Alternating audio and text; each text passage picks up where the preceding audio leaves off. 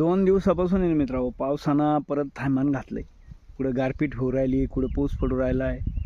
म्हणजे सध्याचं असं झालं मित्रांनो, की शेतकऱ्याची तर अशी परिस्थिती आहे की आई भीक मागून देणं बाप खाऊन देईना, म्हणजे असं काम झालं आहे. आता हे ज्या पाऊस पडू राहिला आहे याच्यामुळे शेतकऱ्याचं 100% नुकसान आहे. त्याच्यात 1% शेतकऱ्याचा फायदा नाही आहे. म्हणजे आता तुम्हाला सांगतो, जरा तुमचं काही टक्के जरा तुमचे उभे माल भिजले, आता गहू भिजला आहे. आता गव्हाची कला अशी मित्रांनो, गहू भिजल्यानंतर त्याचा कलर जातो आहे आणि ज्यावेळेस ते गहू मार्केटला जातो आहे त्याचा कलर गेल्यानंतर त्याचे भाव आणखीन कमी होतात. आधीच तर मालाला भाव नाही, त्याच्यात कलर नाही म्हणून त्याचा भाव कमी. म्हणजे चपातीची चव तीच लागती, चपाती पण तीच होती, पण मग व्यापारी लोक आणखीन शेतकऱ्याला संकटात, म्हणजे शेतकरी दुहेरी संकटात सापडतो की अशी अतिवृष्टी झाली म्हणजे मालाचे भाव कोसळतात आणि आधीच भाव नसल्यामुळे शेतकरी परेशान आहे.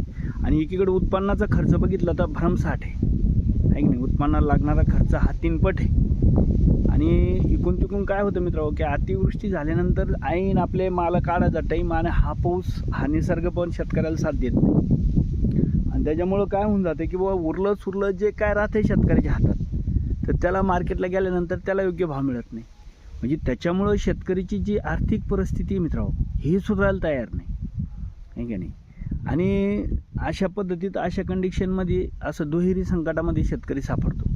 त्याच्यामुळं शेतकऱ्याला कर्जमाफी, हे ज्या गोष्टी ना, भरपाई, हे गारपीट, याचे अनुदान मिळणं गरजेचंच आहे. पण असं नाही की बाबा त्या अनुदानमध्ये बी शेतकऱ्याचं लय मोठं काही शेतकऱ्याला मिळतं असं पण होत नाही. का शेतकऱ्याचा कधी कधी त्याचा खर्चच निघत नाही. अतिवृष्टी झाल्यानंतर तुमचा बियाण्याचा, खताचा खर्च, झालेला खर्च तो पण निघत नाही. पण ठीक आहे, चला आम्ही मान्य करतो बा ते सरकारच्या हातात नाही आहे, पण जे सरकारच्या हातात आहे ते तरी योग्य शेतकऱ्याला भाव दिला पाहिजे, ठीक आहे नाही. तर ह्या ज्या गोष्टी ना मित्रांनो, याच्यामुळं शेतकरीची जी आर्थिक परिस्थिती ढासळत चालली आणि त्याच्यामुळं सरकारला बा नेहमी कर्जमाफी करण्याचं काम हे जे आहे, ते हे केवळ हे अतिवृष्टी, परत शेतकऱ्याच्या मालाला योग्य भाव मिळत नाही म्हणून शेतकरी कर्ज भरू शकत नाही, तो थकीत राहतो.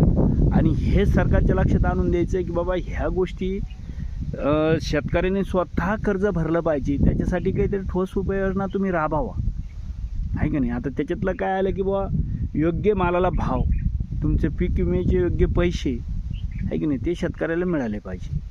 तर हीच आपली सरकारला हात जोडून विनंती आहे की बाबा आमच्या मालाला, आमच्या कष्टाला, आमच्या घामाला योग्य मोबदला द्या, तरच शेतकरी जगेल.